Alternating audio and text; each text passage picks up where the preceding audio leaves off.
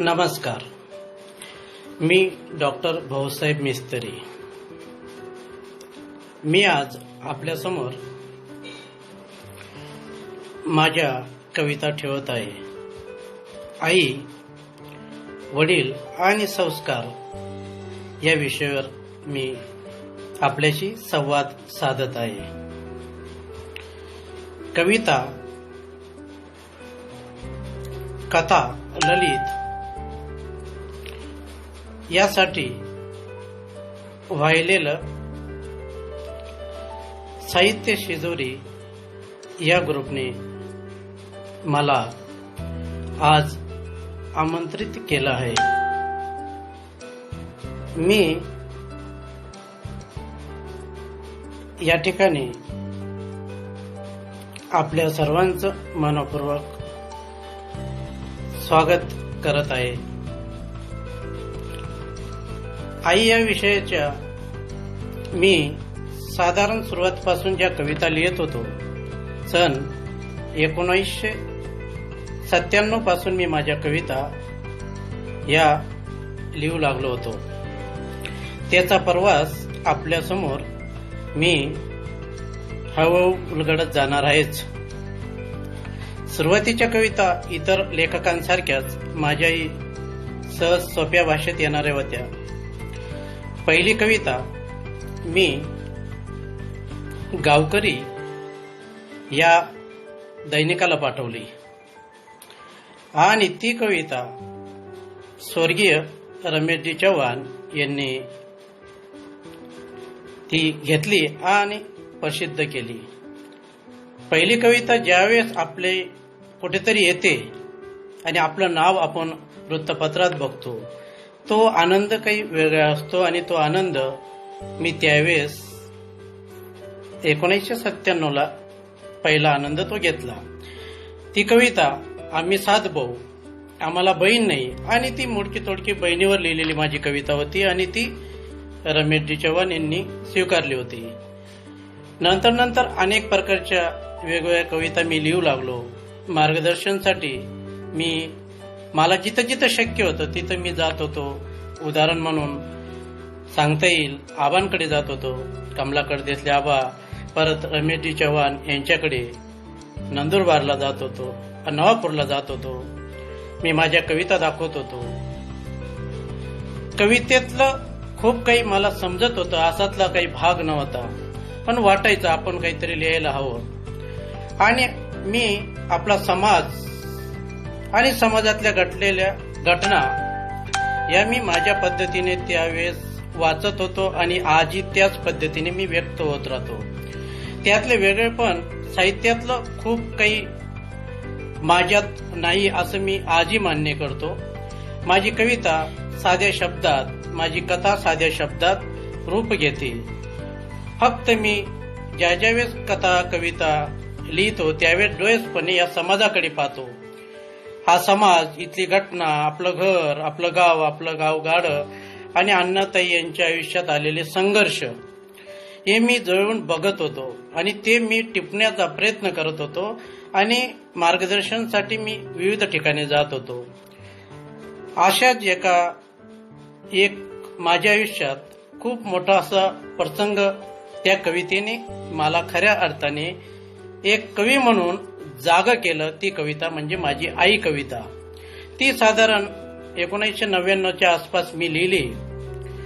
कविता लिहिताना जो विचार मी करत नाही, तो विचार मीही केला नव्हता, पण ती कविता लोकांना हळूहळू आवडू लागली होती. ती कविता मी सहज दैनिक देशदूत या दिवाळी अंकाला पाठवली. नाशिकला तत्कालीन संपादक प्रदीप निफाडकर हे होते.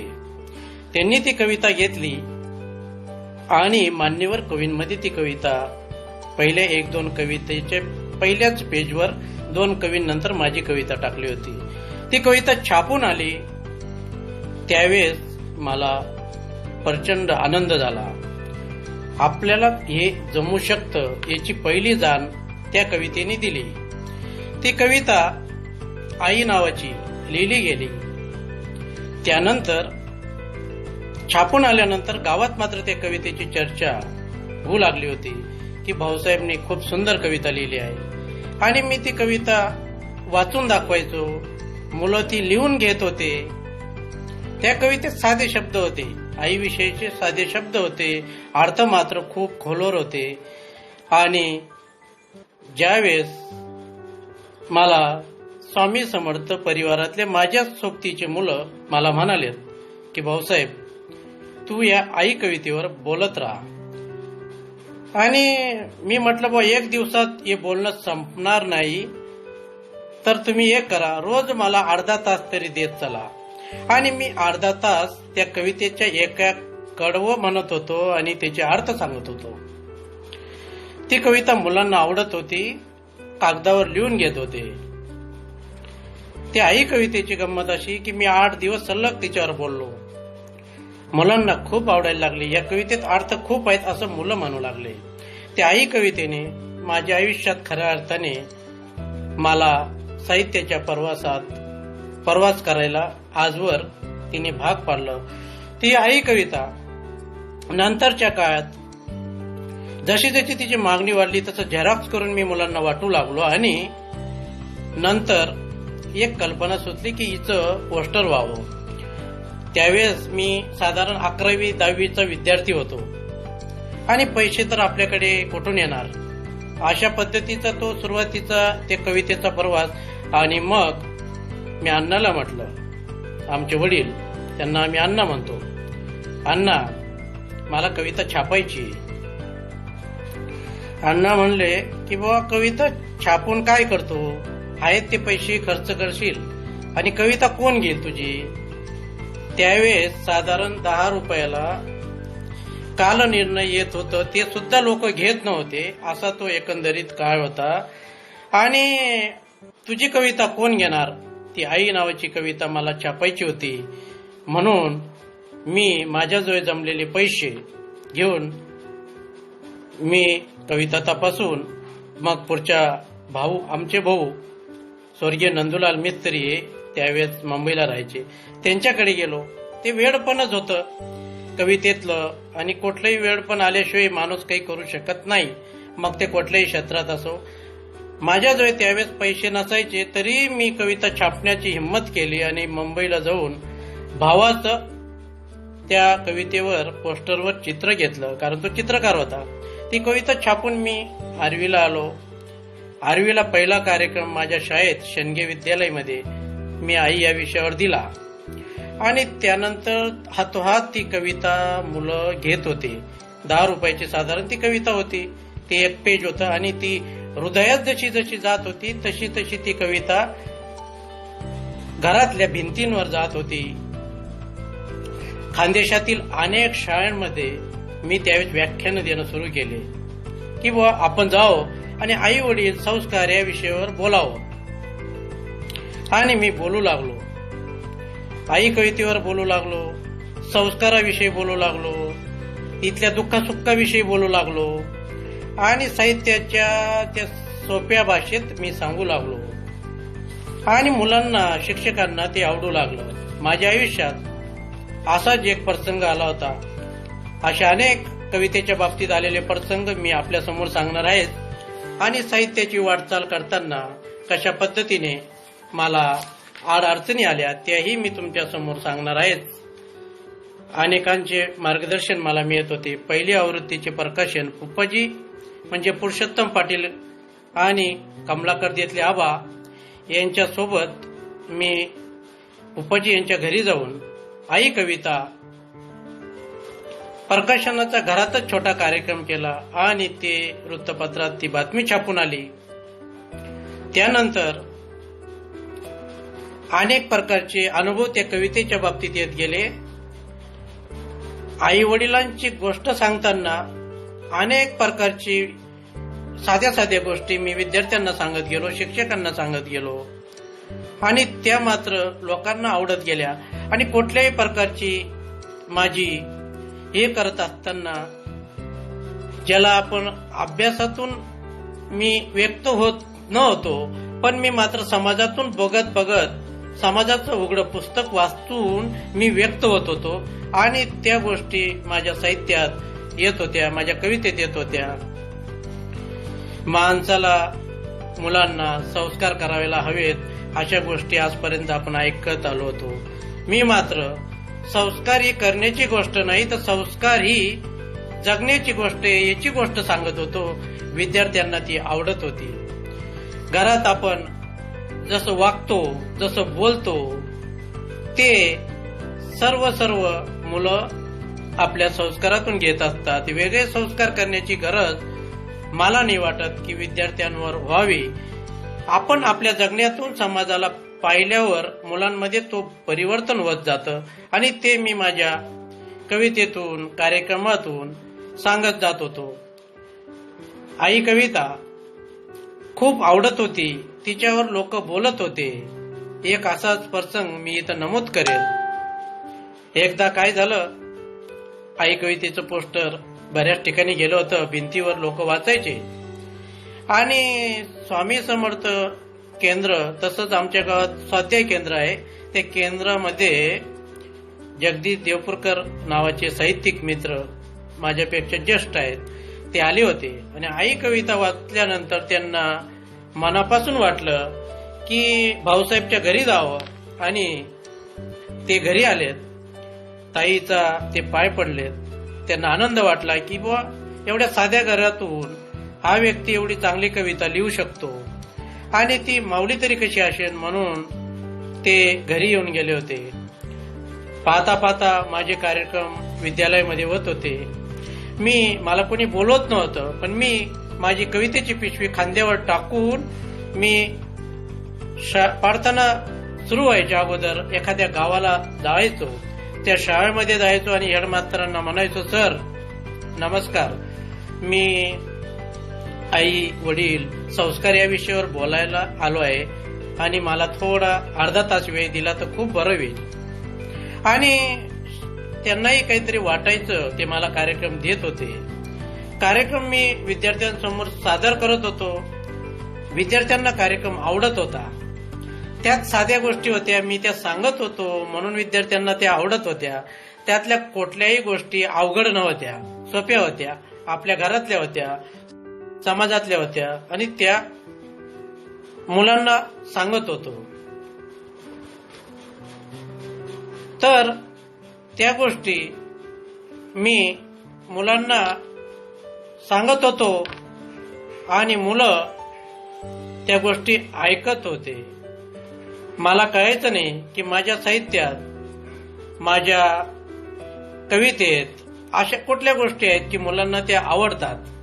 मग मी त्या मुलांसाठी ते वाक्य घेत होतो, साधे साधे शब्द घेत होतो आणि मी सांगत होतो. मुलंही त्या कविता समजून घेत होते. ज्या आई कवितेने मला भरभरून दिलं ती आई कविता तरी कशी असेल असं तुम्हालाही मनापासून वाटत असेल. ती आई कविता मी आता आपल्या समोर सादर करतोय. ती आई कविता सहज सोप्या भाषेत आलेली आहे आणि ती आपल्या घरातल्या उपमा, सर्व घरातल्या गोष्टी त्या कवितेतून सहजपणे आलेल्या आहेत. त्या कविता, ती आई कविता मी आपल्या समोर आता सादर करत आहे. आई मायेचा सागर, समृद्धीची घागर, चैतन्याचा जागर असते. आई मायेचा सागर, समृद्धीची घागर, चैतन्याचा जागर असते. आई भाजीतलं मीठ, पहिलं विद्यापीठ, हक्काचं व्यासपीठ असते. आई भाजीतलं मीठ, पहिलं विद्यापीठ, हक्काचं व्यासपीठ असते. आई फळातला गोड गर, कष्टाची भाकर, आयुष्याची साखर असते. आई फळातला गोड गर, कष्टाची भाकर, आयुष्याची साखर असते. आई चालतं बोलतं देवालय, कवितेतली लळ, पोटातली कळ असते. आई चालतं बोलतं देवालय, कवितेतली लळ, पोटातली कळ असते. आई पावसाच्या धारा, थंडगार वारा, मायेचा उभारा असते. आई पावसाच्या धारा, थंडगार वारा, मायेचा उभारा असते. आई नारळातलं पाणी, संतांची अमृतवाणी, साऱ्यांचीच कहाणी असते. आई नारळातलं पाणी, संतांची अमृतवाणी, साऱ्यांचीच कहाणी असते. आई पावसाच्या धारा, थंडगार वारा, मायेचा उभारा असते. आई पावसाच्या धारा, थंडगार वारा, मायेचा उभारा असते. आई कल्पवृक्षाची सावली, खेळण्यातली भावली, साऱ्यांचीच माऊली असते. आई कल्पवृक्षाची सावली, खेळण्यातली भावली, साऱ्यांचीच माऊली असते. अशा पद्धतीने ती आई कविता होती. आई भाजीतलं मीठ, किती साधी गोष्ट मी सांगितली. मुलांना ह्या गोष्टी आवडत होत्या. आई भाजीतलं मीठ किती सोपी गोष्ट आहे. आणि ही गोष्ट ज्यावेळेस मी सांगत होतो त्यावेळेस मुलांना मीठ समजत होतं. मीठ नसल्यावर त्यांनी आईकडून मीठ मागून भाजी कधीतरी खाल्ली असते. पण जितकी चवदार भाजी बनवली आणि मीठ नसलं तर त्या भाजीला चव येत नाही.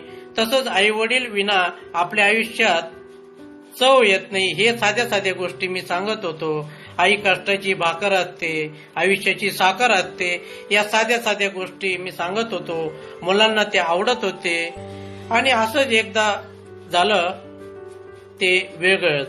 मी माझी कवितेची वही घेऊन एक गटसंमेलनाला गेलो आणि मी त्या शिक्षकांना, तिथल्या मॅडमांना म्हणालो, मॅडम मुख्य होत्या, मॅडमांना म्हटलं, मॅडम मला आई कवितेवर बोलायचंय, अर्धा तास मला वेळ दिला तर बरं होईल. माझा एक कार्यक्रम आहे, तो मी कुठलेही पैसे न घेता मी देत असतो. आणि जाता जाता मी माझी कविता शाळेला भेट देऊन जातो. त्या मॅडमांनी शिपायाला सांगून मला त्याला बाहेर काढा म्हणाले. काही घेऊन येता आणि कसला कार्यक्रम आणि काय. त्यांनी माझी पिशवी पाहिली नाही, माझं ऐकून घेतलं नाही. मला त्या मॅडमांनी हाकलून दिलं. मी निघालो तिथून आणि चला आपण आता दुसरं काहीतरी बघू दुसऱ्या शाळेत. आणि मग कोणाला काही वाटलं मला समजलं नाही, पण मागून मात्र 2 शिक्षक धावत आले आणि मला म्हणले, थांब, तुझ्या पिशवीत काय आहे. म्हटलं, सर माझी आई कविता आहे आणि त्यावर मी बोलणार होतो आणि आता जातो. मॅडम मला वेळ देत नाही. म्हटल्यावर थांबून काय करणार. त्यांनी माझी आई कविता वाचली आणि त्यातला एक शिक्षक मला म्हणाला की ही कविता तुझी वाटत नाही. सर म्हटलं, कविता माझीच आहे, तू लिहिली वाटत नाही. सर म्हटलं, ती आई कविता माझीच आहे पण ती मी लिहिली आहे, माझ्याच आई या विषयाची ती कविता आहे. नाही नाही नाही, ती कविता तुझी नाही, कोणी लिहिली आहे सांग म्हणे. म्हटलं, ती कविता माझ्या आईची आहे. मग मी बोललो ना म्हणे, तू कविता लिहू शकत नाही. म्हटलं, सर कविता माझ्या आईची आहे पण ती कविता मीच लिहिली आहे.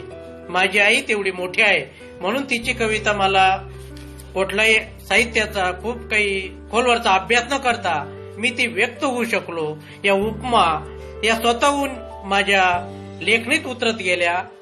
ती शक्ती त्या माऊलीला मी अर्पण करतो, त्या ताईला देतो जिच्यासाठी ती कविता लिहिली. नंतर ती कविता संबंध आपल्या ज्यांना आई वडील यांच्याविषयी प्रेम आहे त्या सर्वांची ती कविता होत गेली आणि ते आपली आई तिच्यात शोधू लागले. ती आई कविता मी लिहिली. सरांना ती भरोसा येत नव्हता.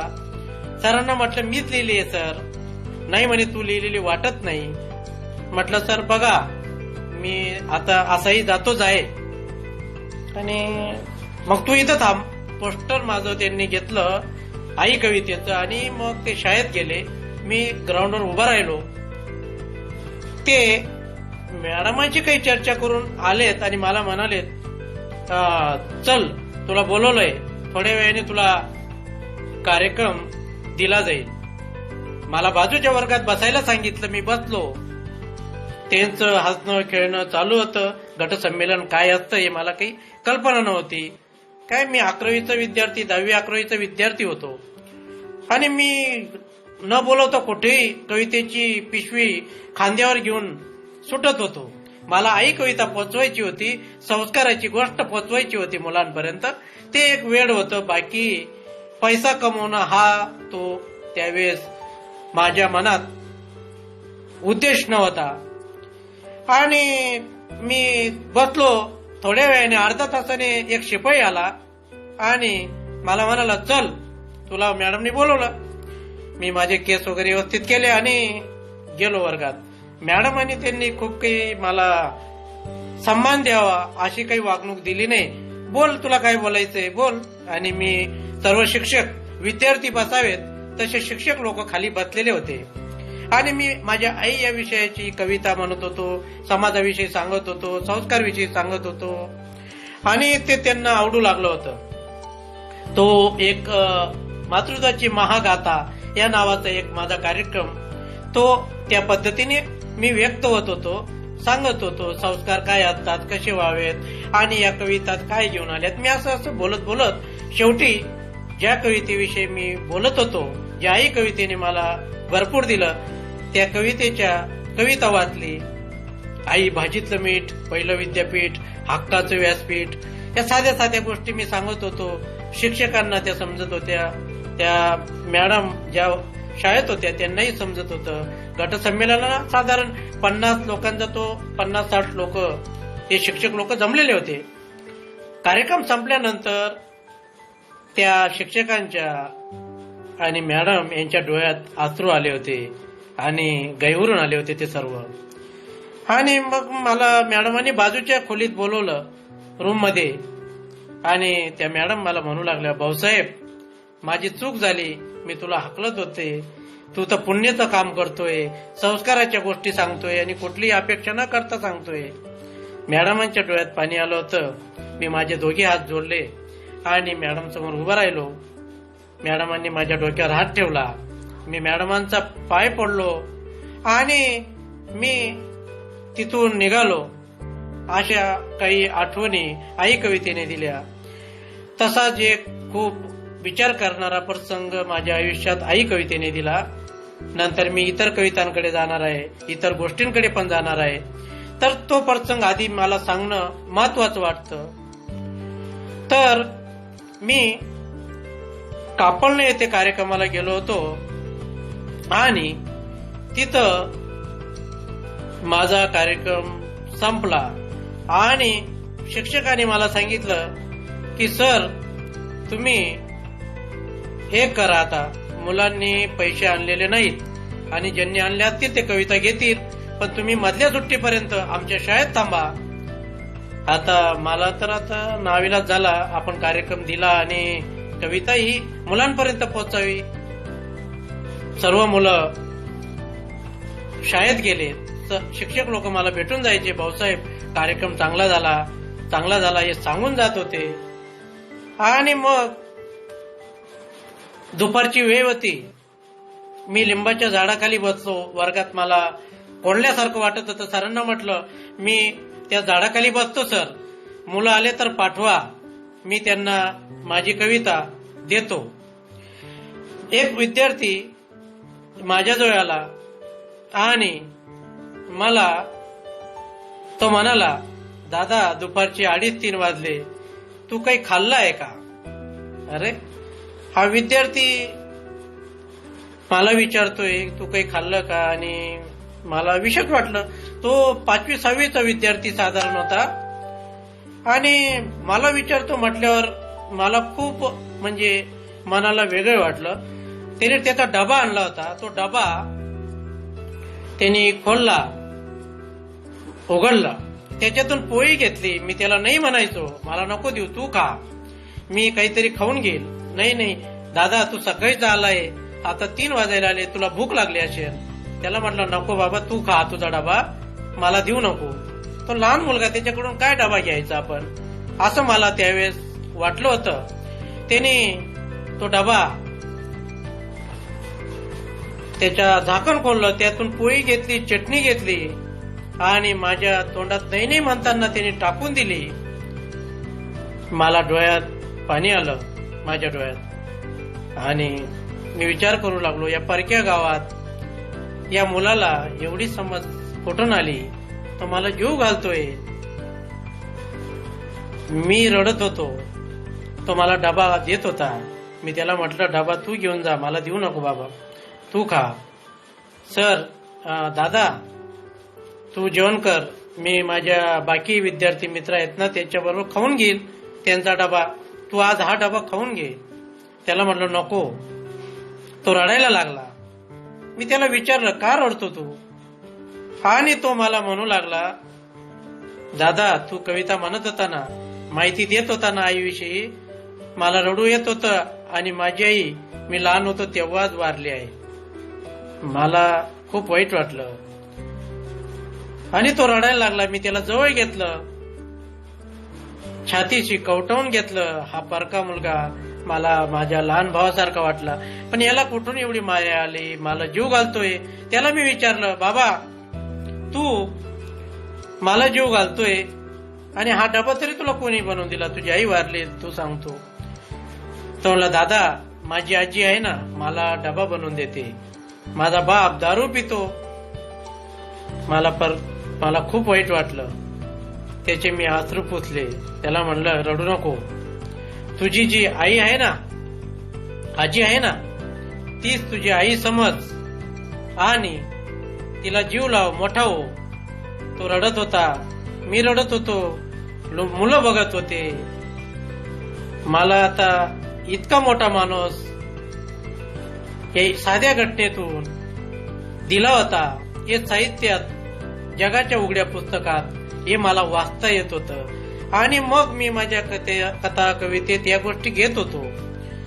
साध्या साध्या गोष्टी खूप काही शिकवून जातात. माणूस म्हणून जगताना आपण त्या गोष्टीकडे डोळसपणे बघायला पाहिजे, असं मला त्यावेळेस ती जाण भान त्या घटनेने दिली. त्याला म्हटले, 10 रुपये घे आणि आपल्याला 2 बिस्किटचे पुढे आणून दे. तो पळत गेला, बिस्किट घेऊन आला आणि दोघं पुढे माझ्या हातात दिले.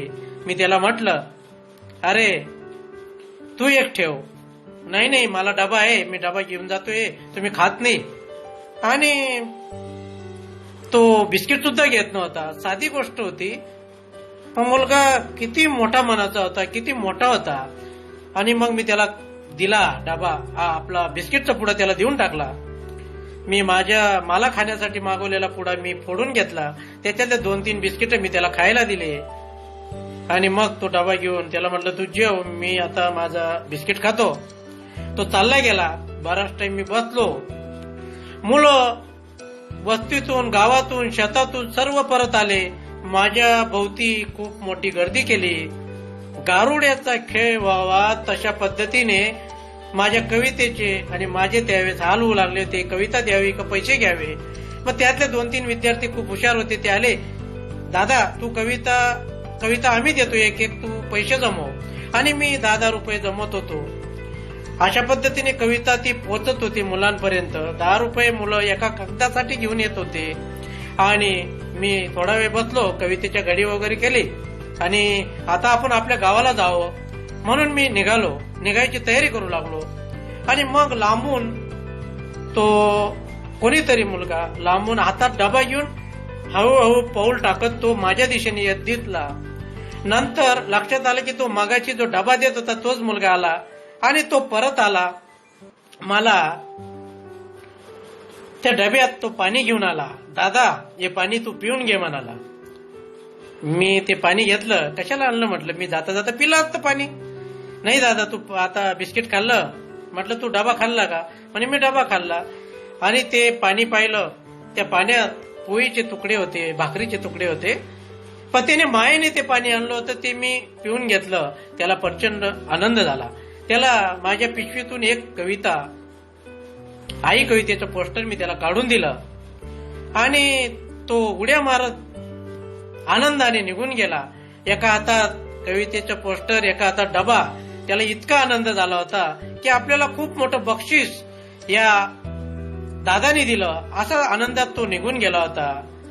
मग मी माझ्या कार्यक्रमातून विविध गोष्टी सांगत होतो. मुलांना त्या आवडत होत्या. मी घरातल्या गोष्टी करत होतो, वेगळ्या गोष्टी सांगत नव्हतो. माणसाच्या गोष्टी सांगत होतो, नात्याच्या सांगत होतो, आईच्या, बहिणीच्या आणि सर्व गोष्टी सांगत होतो.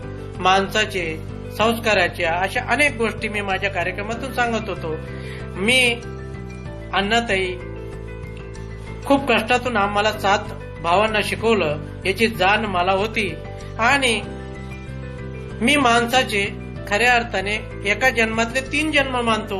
ही गोष्ट कशा पद्धतीने, तर ती माणसाचा जन्म खूप म्हणजे खूप भाग्याने होतो हे मी मानतो. आईच्या गर्भात हजारो लाखो बीज जातात आणि त्यातलं एक बीज फक्त कामात येतं, बाकी बीज हे कामात येत नाही. आणि देव त्याला संमती देतो आणि तो बीज अंकुरतं, वाढतं. 9 महिने तो आईच्या पोटात राहतो आणि मग त्याचा जन्म होतो. पहिला जन्म आईच्या गर्भात, दुसरा जन्म आईच्या उदरातून आपला जन्म होतो आणि तिसरा जन्म मी विद्यार्थ्यांना सांगत होतो तो असतो तुम्ही जगत असताना आई वडिलांसाठी तुमच्या हृदयात असलेली जागा. तुम्ही म्हातारपणात आई वडिलांचे बाप होता यायला हवं. त्या आई वडील म्हातारपणात लहान मुलासारखे होतात, त्यांना जीव लावला जायला हवा. त्यांनी आपल्याला लहानपणी जो जीव लावला आहे तर त्यांची परतफेड याच जन्मात आपल्याला करता येते. या साध्या साध्या गोष्टी मी माझ्या कार्यक्रमातून सांगत होतो. मुलांना त्या आवडत होत्या. किती साधी गोष्ट होती ती सांगत होतो. विद्यार्थ्यांना मी सांगत होतो की माणूस म्हणून आपण मोठं व्हा. तुम्ही कलावंत म्हणून तुम्हाला जे जे काही जमत असेल त्यात तुम्ही मोठं व्हाल. मी डोळे विद्यार्थ्यांना सांगत होते, डोळे आहे ना हे स्वतःसाठी रडतात, आपल्या घरच्यांसाठी रडतात, वेळ प्रसंगाला भावासाठी रडतात, बहिणीसाठी रडतात. आणि मग हे डोळे जे आहेत ना ते इतरांसाठी म्हणजे या पशु प्राणी इतर माणसांसाठी जे आपल्या रक्ताचे नाहीत त्यांच्यासाठी, पशु प्राणी झाडं वेली हा निसर्ग, ही नदी, हे डोंगर, या सर्व गोष्टींसाठी कधीतरी आपल्या डोळ्यात पाणी यायला हवं. आणि या डोळ्यांना मी डोळे म्हणतो. आणि जर असं कधी घडत नसेल, पशु प्राण्यावर प्रेम आपण करत नसो किंवा झाडं वेलींच्या भावना आपण समजून घेत नसो आणि त्यांच्यासाठी दुःख सुखाची आपली नजर आपली होत नसेल, तर मग मी एक लेखक म्हणून, कवी म्हणून, कलावंत म्हणून मी त्या भावना कशा समजू शकतो. तर त्या महत्वाच्या आहेत. आपण आपल्या आयुष्यात जे जे काही काळजापासून करू त्याचं स्वीकार काळजापर्यंत पोहोचतं आणि जे जे बेगडी आहे ते काळाच्या ओघात बाजूला पडत जाणार. आणि जे काही आहे, जे चांगलं आहे, जे मनापासून केलं आहे ते तुमच्यापर्यंत, तुमच्या हृदयापर्यंत ते पडणार, जाणार.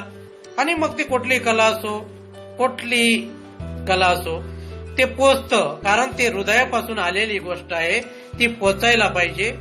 आणि ती पोचते ज्या आपण आपल्या शब्दात इतका जीव ओतायला पाहिजे. हे साधी साधी गोष्ट मी माझ्या कवितेतून, कथेतून विद्यार्थ्यांना सांगत होतो. ते इतरांनाही चांगलं वाटत होतं, शिक्षकांनाही आवडत होतं, सर्वांना आवडत होतं. आणि मग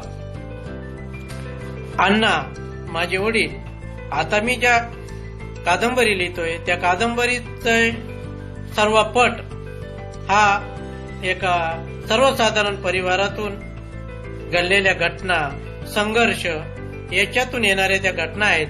आणि ती कादंबरीतून गाव आहे, गावातली माणसं आहेत, घरातली माणसं आहेत, घरातले सर्व आहेत, दुःख सुख आहेत, अडचणी आहेत, आनंद आहे, दुःख आहे, वेदना आहे, सर्व त्या माझ्या नव्या कादंबरीत येणार आहे.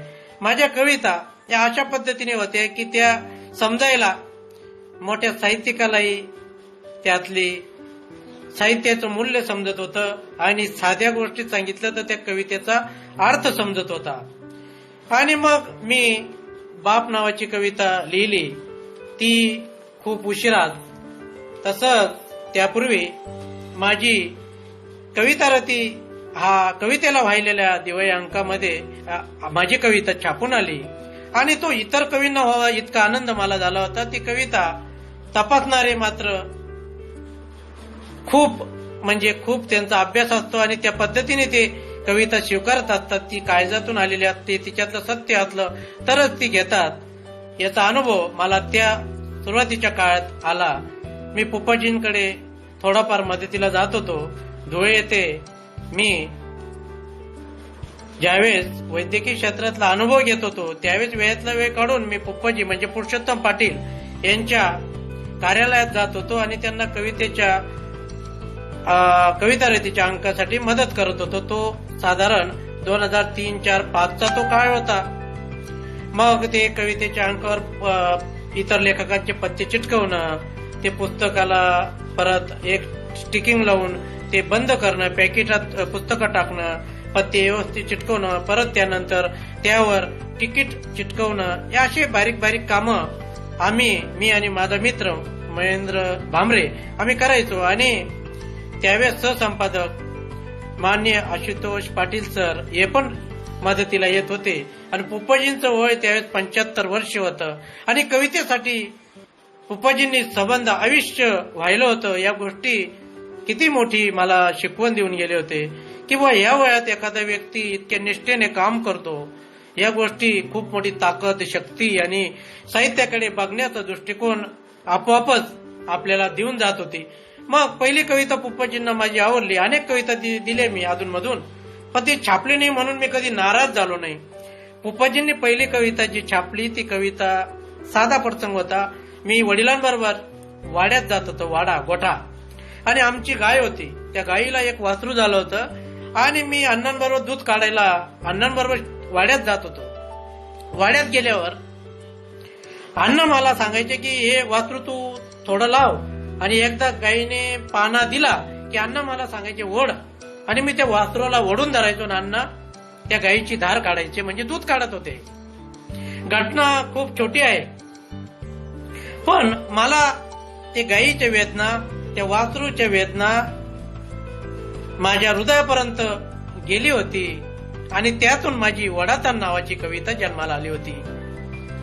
बाप म्हणतो ओढ ओढ आणि मी वासराला ओढतो, बाप म्हणतो ओढ ओढ आणि मी वासराला ओढतो, बाप गायीची धार काढतो. बाप म्हणतो ओढ ओढ आणि मी वासराला ओढतो आणि बाप गायीची धार काढतो. गाय वासराच्या वडातानीत, गाय वासराच्या वडातानीत, माय लेकरांच्या वडातानीत. बाप म्हणतो ओढ ओढ आणि मी वासराला ओढतो आणि बाप गायीची धार काढतो. गाय वासराच्या वडातानीत, माय लेकरांच्या वडातानीत, मी बापाला कसं सांगू. गाय वासराच्या वडातानीत, माय लेकरांच्या वडातानीत, मी बापाला कसं सांगू. मी आतल्या आत किती ओढला जातो म्हणून, मी आतल्या आत किती ओढला जातो म्हणून, बापाला कसं सांगू मी किती ओढला जातो म्हणून. माझं हृदय त्या वासरासाठी त्यावेळेस ओढलं जायचं की बाबा बघा माणूस कसा असतो. ते गायीने पानं आपल्या लेकरासाठी सोडलाय, पण आपण मात्र ते गायीचं दूध काढून घेतो आणि मग ते आपण घरी आपल्या तोंडात येतं. ते दुःख वाटायचं मला त्या गोष्टीचं, आणि त्यातून ती कविता आली वडातान. आणि ती कविता जेवढी माझ्या हृदयातून आली तितकीच पुप्पाजींच्या माननीय आशुतोष पाटील सर यांच्या हृदयापर्यंत जाऊन भिडली. आणि ती कविता दिवाळी अंकात कविता रचनेच्या ती घेतली. ती कविता बऱ्यापैकी लोकांना आवडली, भावली होती. कारण त्या कवितेत साधे शब्द होते. साधे शब्द असताना सुद्धा त्यात अर्थ मात्र खूप मोठा होता, आणि ते जाणकार त्यातले ते कवितेचा अर्थ समजून घेत होते. अशा साध्या साध्या गोष्टी मी माझ्या कवितेतून मांडत होतो. आई जेवढी महत्वाची असते तेवढाच महत्वाचा बाप असतो हे मी कार्यक्रमातून सांगत होतो. माझ्या कविता मी वेड्यासारखं कोणालाही वाचायला देत होतो. आणि त्यावेळेस आनंद यादव, त्रिपाल सबनीस सर, स्वर्गीय राम शेवाळकर यांना मी माझ्या कविता पाठवून दिल्या होत्या. आणि त्या कविता त्यांनी वाचून मला त्या काळात पत्र पाठवलं. पत्राला उत्तर दिले की तुझ्या कविता खूप छान आहेत, तू कविता लिहित राहा, पुस्तकं प्रकाशित कर. पण मी कविता फक्त लिहित होतो. अनेक दिवाळी अंकातून, अनेक ठिकाणी चांगल्या पद्धतीने मी माझी कविता लिहित होतो, कथा लिहू लागलो. आता हातात ज्या कादंबरीचा विषय घेतला तिचा पट तुमच्यासमोर थोडा वानगी दाखल ठेवणार आहेच.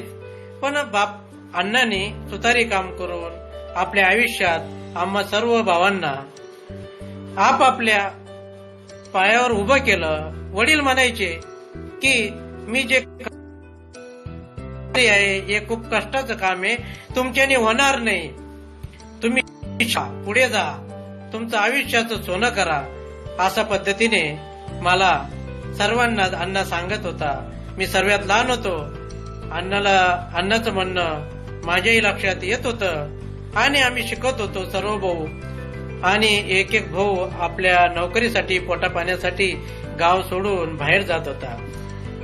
मी आई कविता लिहिली. आई कवितेचे 3 पोस्टर, तीन आवृत्त्या निघाल्या. दुसऱ्या आवृत्तीचं प्रकाशन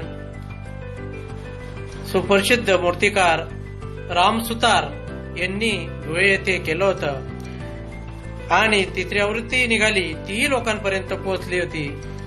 आणि रंजन खरोटे नावाचे शिक्षक मला म्हणाले की बाबा तू आईवर एवढं बोलतो, लोक सर्वच आईवर बोलतात, आणि मग तू बापाविषयी का बोलत नाही, बापाची कविता का लिहित नाही. आता ती सुचली नाही किंवा ते लिहिणं मला त्यावेळेस जमलं नाही. अण्णाही ग्रेट होते, तुमच्या माझ्या बापासारखाच अण्णाही खूप कष्ट करत होता. अण्णा त्या कष्टातून आम्हाला शिकवत होता याची जाण मला होती.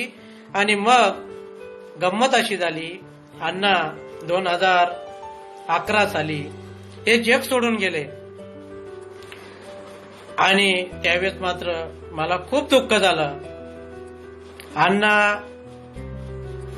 ज्या शेवटच्या तब्येत जशी जशी बिघडू लागली होती तसं अण्णाला मी म्हणत होतो, अण्णा मी गावाच्या शेजारी येतो, दवाखाना जवळ घेतो, तुम्हाला मी बघत राहीन आणि तुम्हाला मी एखादी आयवी लावत राहीन, मी येत राहीन. पण अण्णा त्याही वेळेस एवढ्या शेवटच्या आयुष्याच्या शेवटच्या क्षणाला सुद्धा अण्णा मला म्हणत होते की तू येऊ नको, जिथं आहे तिथंच राहा, फक्त मी बोलवलं त्यावेळेस येत जा. आणि माझं लग्न त्यावेळेस झालं होतं. ममता आणि मी औरंगाबाद जिल्ह्यातून धुळे जिल्ह्यात आर्वी या माझ्या गावी 2 व्हीलरने सकाळी 6 वाजेला गाव उजळण्याच्या अगोदर, उठण्याच्या अगोदर आम्ही 2 व्हीलरने निघायचो आणि 10 वाजेपर्यंत आर्वीला जाऊन पोचायचो.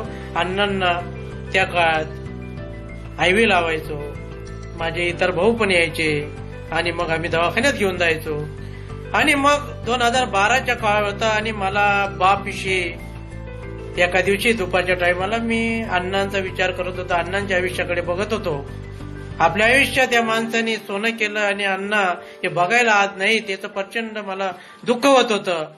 आणि मग बाप नावाची कविता मला सुचली. ती कष्ट करणाऱ्या सर्व बापांना मी अर्पण करतो.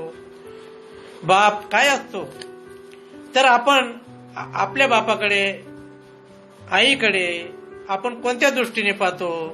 आपण मोठे होतो, आपण कुठेतरी शहरात बसतो आणि आपण आपला परपंच चालवताना न कळतच आपल्या आई वडिलांकडे दुर्लक्ष ज्यावेळेस होतं त्यावेळेस मला दुःख होतं की बा ज्या आई वडिलांनी एक अपेक्षेने आपल्याला एवढं मोठं केलं आणि त्यांच्याकडे आपण पाहत नाही म्हटल्यावर बघायचं कोणी. आणि मग भाऊ जर घरात संख्या जास्त असली तर एका भावाला वाटतं ह्या भावाने बघावं, त्या भावाला वाटतं त्या भावाने बघावं, आणि मग आपण मात्र त्यावेळेस त्यांच्याकडे बघत नाही. या साध्या साध्या गोष्टी मी माझ्या कार्यक्रमातून तेव्हाही सांगत होतो की आई वडील आपल्या आयुष्यात यासाठी महत्वाचे असतात की त्यांनी आपल्याला मोठं केलं, या सुखाचे दिवस त्यांच्यामुळे आपल्याला मिळाले आहेत. आणि मग आपण त्यांच्याकडे बघायला काय हरकत आहे. आपणही कधीतरी म्हातारे होऊ, आपलेही मुलं आपल्याकडे नाही बघणार तर त्यावेळेस आपलं मन काय म्हणणार. या संस्काराच्या गोष्टी मी त्या मुलांच्या डोक्यात साध्या पद्धतीने टाकत होतो आणि त्या कुठल्याही साहित्याच्या गोष्टी होत्या असातला तो भाग नाही. त्या गोष्टी फक्त संस्काराच्या होत्या, काळजातल्या होत्या, त्या मला पोचवायच्या होत्या. आणि मी सांगत होतो बाप काय असतो. आणि मग तो कष्ट करणाऱ्या बापाला आणि अण्णालाही मी अर्पण करतो. काय ती कविता, बाप कविता साधी सरळ, ज्याने आई कविता वाचली, अनेकदा वाचली, त्याला बाप कविता त्या समान वाटेल की बाबा ही कविता तशीच आहे, भाऊसाहेबने लिहिली, वेगळे काही नाही. पण बाप आणि आई बापाची अर्धांगी आई असते आणि मग त्यापेक्षा वेगळे तरी महत्व काय राहतं बापाचं. या माझ्या कवितेतून मी सांगितलं, बाप सुखाचा सागर, कष्टाची भाकर, आयुष्याची साखर असतो. बाप सुखाचा सागर, कष्टाची भाकर, आयुष्याची साखर असतो.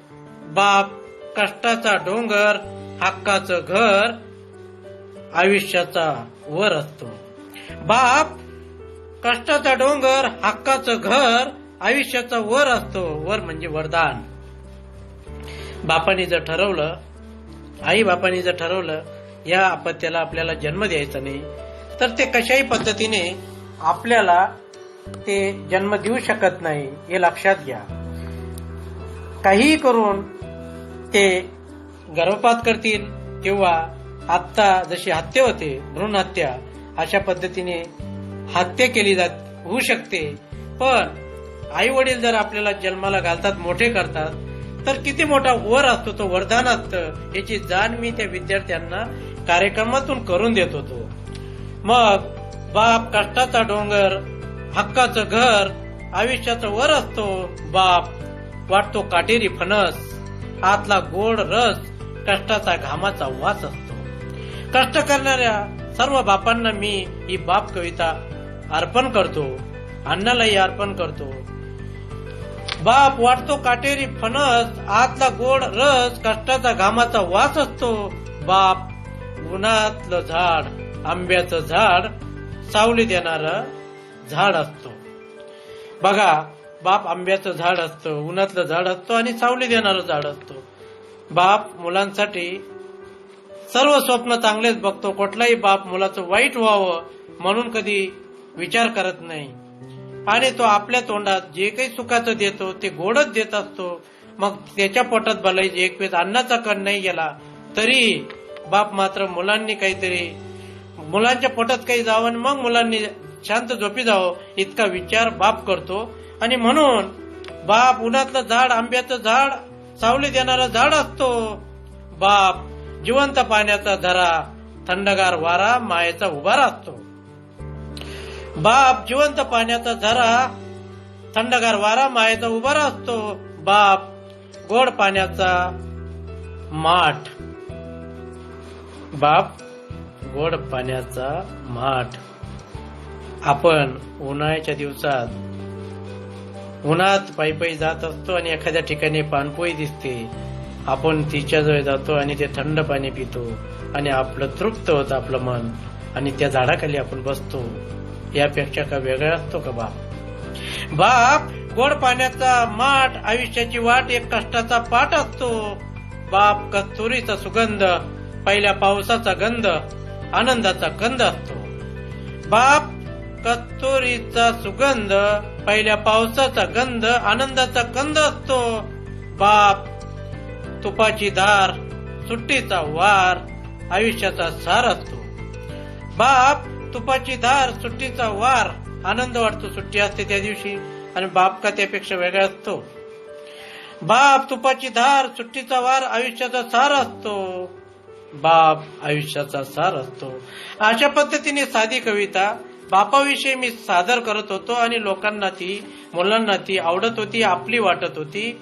किती साधी, किती सोपी, किती यातल्या घटना, त्या शब्द तुम्ही विचार करा किती साधे आहेत. आणि मग ते विद्यार्थ्यांना काळजापर्यंत जात होतं आणि चांगल्या पद्धतीचे जे कोणी संपादक त्यावेळेस पण होते त्यांनाही ती आवडत होती. स्वर्गीय निरंजन उजगरे साहेब हे साहित्याचा अंक काढायचे, त्या अंकात माझ्या कविता घेत होते. लोकमत दिवाळी अंक नागपूरहून निघत होता, आजही निघतो. अशा अनेक सकाळ, देशदूत, गावकरी, बालचंद्र आणि अनेक अंक. आणि मला आकाशवाणीवर सुद्धा कविता वाचण्याचे कार्यक्रम मिळालेत. या कवितेचे साधेपण मी ते सांगत होतो. उत्तम कोळगावकर यांनी पहिला कार्यक्रम मला आकाशवाणीवर दिला. तोही साधा, सरळ, सोप्या भाषेत मी व्यक्त केला. आणि का कोणास ठाऊक माझ्यातलं काळजातलं येणारी गोष्ट ही समोरच्याच्या काळजापर्यंत जात होती आणि ते मी मांडत होतो. आजही तेच करतो. अण्णा, तुम्ही सांगा, आपला बाप जर कुठलंही काम करत असेल आणि ती परंपरेने आपण ते काम सोडलं असेल तर अण्णाचे हात्यारे जे होते कामाचे ते आता ते काम मात्र कोणी करत नाही, कोणीच करत नाही. आमच्या घरातले ते काम अण्णाचे वाकस टिकर पटाशी वगैरे सर्व सर्व सर्व सामान जे आहे हत्यार आहेत अण्णा गेल्यापासून एका कपाटात बंद आहेत. ते हत्यार अण्णाचे आज कपाटात आहेत. आणि मग मला वाटलं सहज की बुवा ही हत्यार अण्णासोबत रोज काम करत होते. अण्णाचा घामाचा हात लागत होता, लोकांच्या गप्पा गोष्टी त्या हत्यारांना ऐकू येत होते. आणि मग मला ती सुचली कविता. त्या कवितेला मी नाव दिलं पुरस्कार. सुतारी कामाचे हत्यार अण्णा गेला तसे, सुतारी कामाचे हत्यार अण्णा गेला तसे कपाटात बंद आहेत. सुतारी कामाचे हत्यार अण्णा गेला तसे कपाटात बंद आहेत. त्यांना कधी घामाचा हात लागला नाही, त्यांना कधी घामाचा हात लागला नाही, कधी त्यांच्या कानावर गावगाड्याची गंमत गेली नाही. अण्णा गेला तसं, अण्णा गेला तसं त्यांना कधी घामाचे हात लागले नाहीत, गावगाड्याची गंमत त्यांच्या कानावर गेली नाही. अण्णा गेलं तसं. सर्वात महत्वाचं त्यांच्या कानावर राम राम अण्णा हा शब्द सुद्धा गेला नाही. सर्वात महत्वाचे म्हणजे त्यांच्या कानावर अण्णा राम राम हा शब्द सुद्धा गेला नाही. अण्णा गेला तसं, अण्णा गेला तसं. कपाटात त्यांचाही जीव आता त्यांना नकोसा झाला असेल, कपाटात त्यांचाही जीव त्यांना आता नकोसा झाला असेल. मला वाटतं त्यांना आता माझ्याकडे घेऊन यावं, मला वाटतं त्यांना आता माझ्याकडे घेऊन यावं. माझ्या बैठकीच्या खोलीत पुरस्कार ठेवावेत तसं त्यांना मस्त आता सजवून ठेवावं. मला वाटतं त्यांना आता माझ्याकडे घेऊन यावं. माझ्या बैठकीच्या खोलीत त्यांना पुरस्कार सजावत तसे सजवून ठेवावेत. अण्णा गेले तसे त्या हत्यारांना घामाचा हात लागला नाही, त्यांच्या कानावर गावगाड्याची गोष्ट गेली नाही. आता त्या हत्यारांना मी माझ्याकडे घेऊन यावं आणि पुरस्कार सजावावेत तसं त्यांना ठेवावं. हा अण्णांनी माझ्यासाठी ठेवलेला मोठा पुरस्कार, हा फक्त माझ्यासाठी ठेवलेला मोठा पुरस्कार. अशा पद्धतीची ती कविता मी सहज मांडली, पण त्यातली भावना मात्र खूप म्हणजे मोठी की बुवा या हत्यारे सुद्धा अण्णांचा स्पर्श झालेला आहे. घामाच्या गोष्टी यांनी ऐकलेल्या आहेत, गावातल्या गोष्टी या हत्याऱ्यांनी ऐकल्या आहेत आणि रोज यांच्यावर अण्णाचे हात लागत होते. मग ते प्रत्येक बापाच्या वस्तू ज्या आहेत त्याही तेवढ्याच महत्वाच्या आहेत असं मला सहज साध्या गोष्टीतून मी बघत जातो आणि ते साहित्यातून मी प्रामाणिकपणे मांडत असतो. ज्या कादंबरीची चर्चा मी आज करत होतो त्या कादंबरीचा उतारा थोडक्यात तुम्हाला माझ्या घटनांविषयी, माझ्या आयुष्याविषयी, माझ्या इतर कार्यक्रमांविषयी, साध्या साध्या गोष्टींविषयी थोडी कल्पना येईल म्हणून मी तुम्हाला शेवटचा उतारा, माझ्या कादंबरीची सुरुवात आणि ती सुरुवात मी तुमच्या समोर जसं लिहिलंय तसं मी व्यक्त करत नाही. शब्द मागे पुढे होतील पण घटना मात्र मी तुमच्या समोर उभी करतो. ती माझ्या कादंबरीची सुरुवात. माझ्या अण्णा म्हणजे माझे वडील यांच्या आयुष्यात अपघाताने 3 लग्न झालेत आणि मी तिसऱ्या आईचा 5वा पुत्र आहे आणि आधी माझे 2 भाऊ म्हणजे मी 7 नंबरचा पुत्र अण्णांचा आहे. तर अण्णांचं पहिलं लग्न झालं. पहिल्या मतभेदातून पहिली आई ही अण्णाला सोडून गेली. अण्णाने कधी तिला आणलं नाही. त्यांच्यात काय मतभेद झाले हे त्या दोघांना माहिती आणि देवालाच माहिती. दुसरं लग्न झालं. माझी मोठी आई द्वारकाई हिच्या 2 अपत्ये जे झाले दादा आणि बाप्पू हे 2 मुलं अण्णाला पहिले झाले आणि तिथून माझ्या कादंबरीची सुरुवात होते. तो उतारा थोडक्यात मी तुमच्या समोर मांडतो. दादा बाप्पू हे साधारण त्यावेळेस बाप्पू हा मोठा, दादा हा मोठा, साधारण तो 4-4.5 वर्षाचा असेल, बाप्पू हा 2.5 वर्षाचा असेल. त्यावेळेस ही घटना घडली आणि तिथून माझी कादंबरीला सुरुवात होते. ती अशी: अण्णा अंगणात होई चौकात उन्हातानात सुतारी काम करत होता. आजूबाजूला काम घेऊन आलेले माणसं बसले होते. काही मंगल कार्यालयाच्या वट्ट्यावर जाऊन बसले होते आणि ते माणसं कोणी बिडी पित होतं, कोणी तंबाखू खात होतं, कोणी गप्पा करत होतं. आजूबाजूला भरपूर गाड्या, बैल बांधलेले होते. अण्णाचं डोक्यावरची सावली पार लांब गेली होती. अण्णा उन्हात काम करत होता. अण्णाच्या डोक्याला अधूनमधून घाम येत होता. धोतराच्या सोंगाने अण्णा कपाळावरचा घाम टिपत होता आणि आपलं काम करत होता. त्या शांततेत लिंबाच्या सावली काढली. बांधलेल्या बैलांच्या जोड्या होत्या, त्यांना चारे टाकले होते. खेड्यापाड्यातून ते बैलगाड्या अण्णाजवळ कामाला आल्या होत्या. दुपारची भयान अशी शांतता होती आणि बैलांच्या अंगावर त्या माश्या जाऊन बसायच्या आणि त्या माश्या उडवण्यासाठी कधी ते बैल शेपटी हलवायचे, कधी मान हलवायचे आणि दुपारच्या शांततेत घुंगरांचा आवाज, त्यांच्या गळ्यात असलेला घुंगरांचा तो आवाज यायचा आणि दुपारची शांतता थोडी भंग व्हायची आणि मग अण्णाचं काम मात्र सातत्याने उन्हातानात चालू राहायचं. आणि त्यावेळी अण्णाजवळ 2 पाहुणे येऊन उभे राहिले आणि अण्णाला म्हणाले, रामराम अण्णा. रामराम पाहुणे, कसे येणं झालं हे म्हणून अण्णा हातातलं काम सोडून वट्यावर चढून गेला आणि त्या वट्यावरच्या पलंगावरची चादर व्यवस्थित करून अण्णा गप्पा करायला त्यांना बसा म्हटले. अण्णा गप्पा करत होते. ताई बाहेर आल्या. दुपारचे 1 वाजले होते. ताई अण्णाला म्हणाली की आता जेवणाचा टाइम झालाय, पाहुण्यांसाठी सुद्धा मी जेवण करते आणि जेवण करून जा तुम्ही आता. पाहुणे अण्णा ताईला म्हणाले, ताई अण्णा, आम्ही घरून जेवण करून आलो आहोत, आम्हाला फक्त तुम्हाला भेटायचं होतं म्हणून आम्ही आलो, आम्हाला मालेगाव जायचे पुढे. मग ताईने फक्त चहा ठेवला, पाणी दिलं, चहा ठेवला गेला, चहा पिला गेला. अण्णा ते पाहुणे अण्णाला म्हणाले की आम्ही आता जातो अण्णा, तुम्ही तुमचं काम चालू करा, आम्ही पुढे आता मालेगावला काम आहे. अण्णाला त्या गोष्टीची आपुलकी वाटली होती की बुवा तुम्ही धुळ्याहून मालेगाव जात होते आणि माझ्यासाठी उतरलेत, आम्हाला भेटून चाललेत. अण्णाने खुंटीवरचा शर्ट काढला, अंगात घातला, टोपी घेतली आणि चला मी पण पोहोचायला येतो म्हणून अण्णा त्या पाहुण्यांबरोबर तिकडं बस स्टँडकडे निघून गेलेत. इकडं कामावरचे माणसं थोडे बसलेत, अण्णा येतील तेव्हा आपण परत येऊ. एक एक एक एक माणूस आपल्या घरी चालला गेला.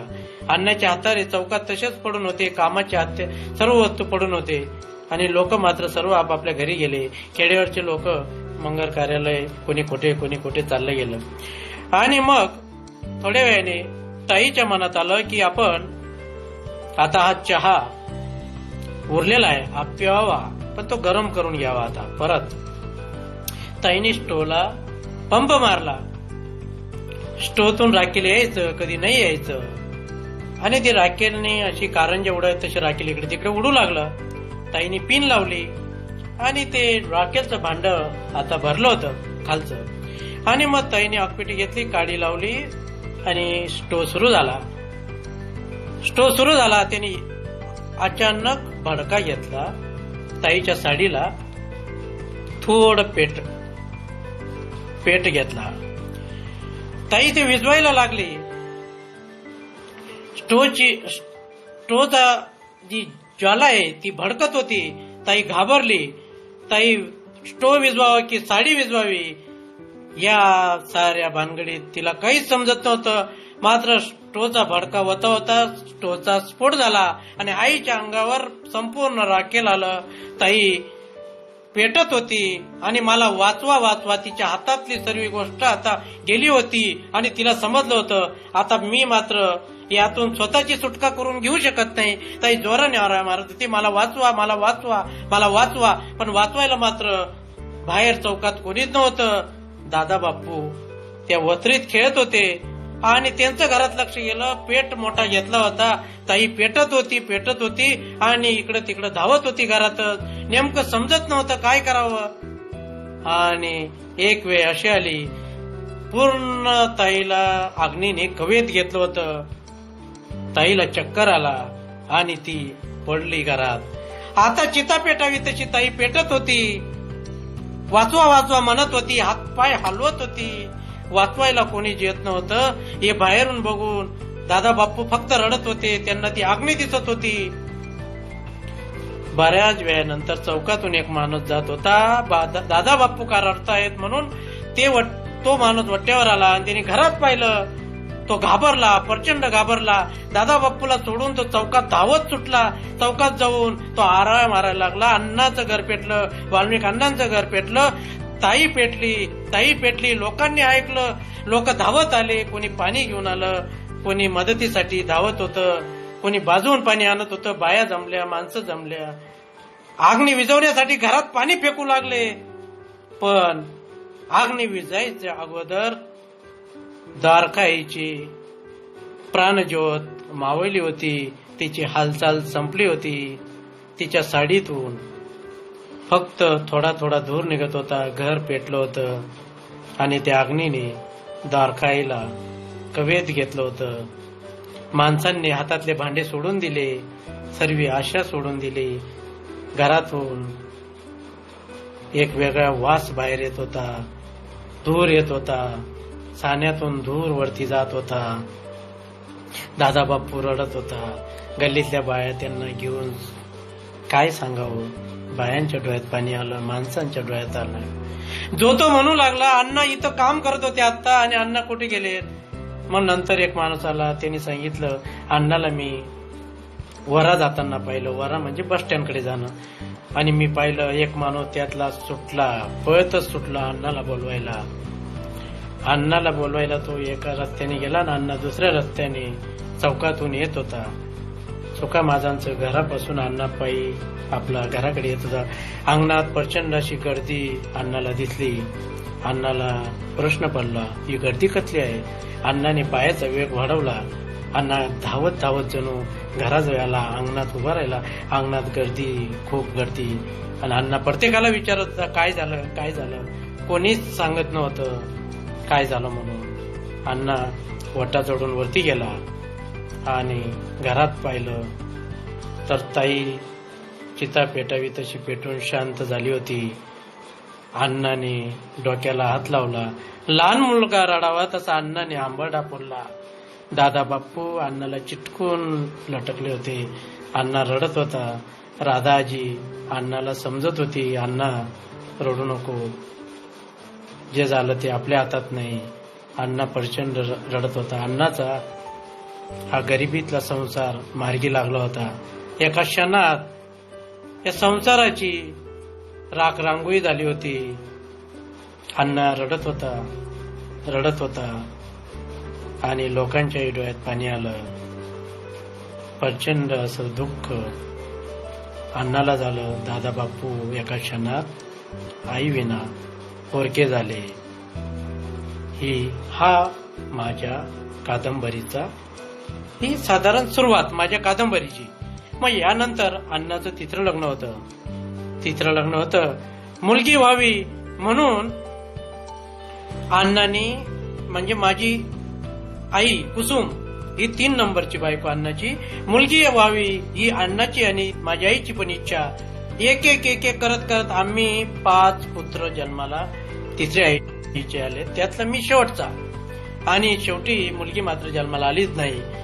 आणि मग आम्ही 5 मुलं, पहिल्या मोठ्या आईचे 2, साधारण आम्ही 7 भाऊ. हा असा मोठा परिवार.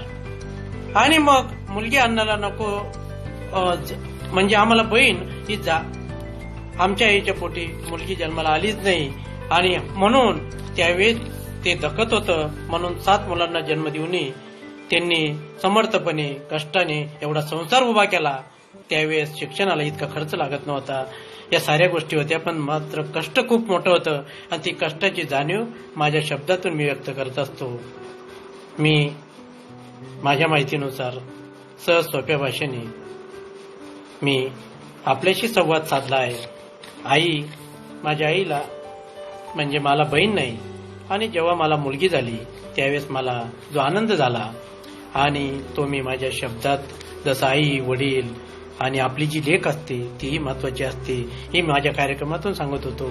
आता जिथं मुलं आई वडिलांची काळजी घेत नाही तिथं मुली मात्र वेळ काढून आई वडिलांना दवाखान्यात दाखवतात. अशा अनेक प्रसंग माझ्या वाट्याला येतात. मी 20 वर्षापासून वैद्यकीय सेवा करतोय. मला त्या घटना मांडतो, मी लिहून घेतो की मुलगी ही मुलांपेक्षा कणभर का असेना अधिक जीव लावते. हे निरीक्षणातून मी सांगतो आहे आणि ते कोणाला वाईट वाटण्यासारखंही नाही. जे सत्य आहे ते सत्य आहे. आणि मग मुलीचा जन्म झाल्यावर मला सुचलेली जी कविता आहे ती लेख नावाची, ती आता ऐकणाऱ्या सर्वच माय मावल्यांना, बहिणींना, वहिनींना, आईला, सर्वांना मी अर्पण करतो की मुलगी का महत्वाची असते आपल्या आयुष्यात. तर ती मुलगी म्हणजे लेख, ती कविता मी घेतो आणि मग तुमची रजा घेतो. कविता अशी, लेख.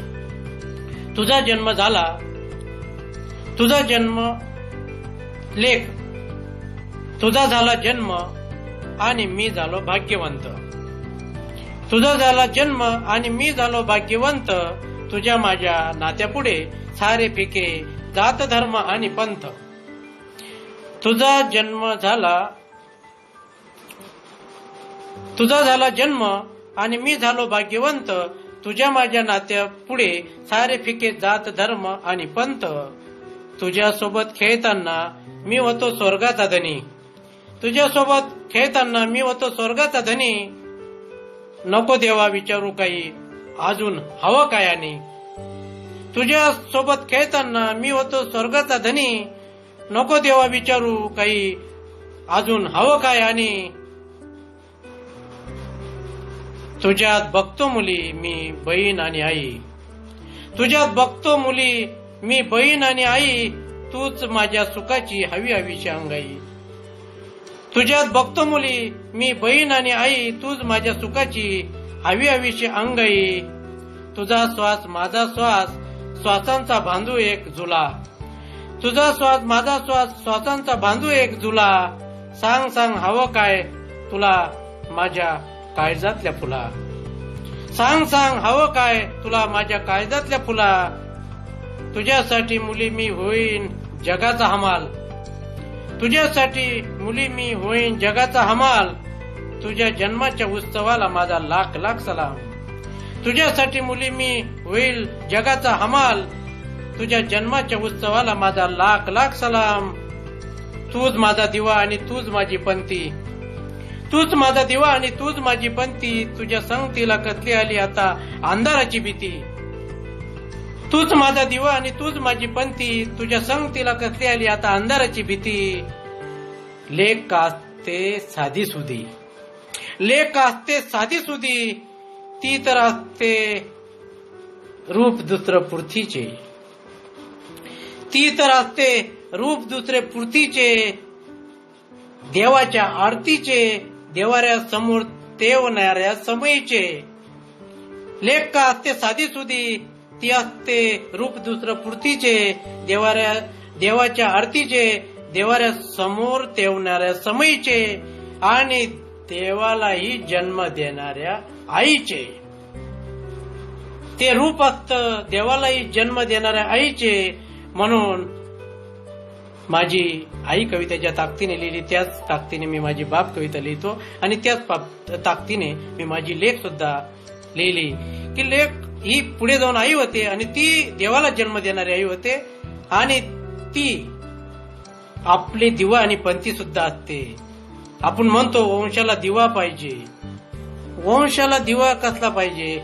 जे जे मोठे लोक होते त्यांना कोणता वंशाचा दिवा होता? अटल बिहारी वाजपेयी घ्या, APJ अब्दुल कलाम साहेब घ्या. यांनी तर लग्नच केलं नाही आयुष्यात आणि यांचंही नाव आज आपण तेवढ्याच आदराने घेतो आणि हे चालतच राहणार. ते अमर झाले. म्हणून हा हट्ट, मुलाचा हट्ट करणं, आता मुलगा हवा ठीक आहे पण मुलाचा हट्ट करणं हे आता बंद करायला हवा आणि मुलीचं स्वागत आता नव्या पिढीतल्या सर्वांनी करायला हवं. मुलीलाही तितकंच महत्व द्यायला हवं आणि ही आयुष्याची शिदोरी खूप महत्वाची आहे आणि या साध्या साध्या गोष्टी मी माझ्या कार्यक्रमातून सांगत गेलो. मी साहित्य शिजोरी या पेजवर मला व्यंकट साळुंखे सर, प्रभाकर पवार आणि या मित्रांनी मला बोलवलं. माझं सहज सोपं माझा संवाद ऐकून घेतला म्हणून. आणि या ठिकाणी जे माझे मित्र ऐकतायत त्या सर्वांना मी खूप खूप धन्यवाद देतो. ऋषिकेश देशमुख सर, प्रदीप पाटील आणि अजून अनेक मित्र हे हा संवाद ऐकत आहेत. मी सर्वांचं मनापासून स्वागत केलं आणि आभार मानतो. आणि मी तुमची रजा घेतो. चुकलं असेल तर ते माझं आहे आणि जे चांगलं असेल ते मी तुम्हाला देतो. तुम्हाला बघून मी शिकतोय. सर्व मित्रांना देतो, आई वडिलांना देतो, माझ्या गुरुजींना देतो. सर्व मी सर्व मित्रांना अर्पण करतो. चुकलं असेल या भाऊसाहेबचं तर ते भाऊसाहेबला द्या. जे चांगलं असेल ते आपण सर्वांनी वाटून घ्या आणि मला रजा द्या. धन्यवाद.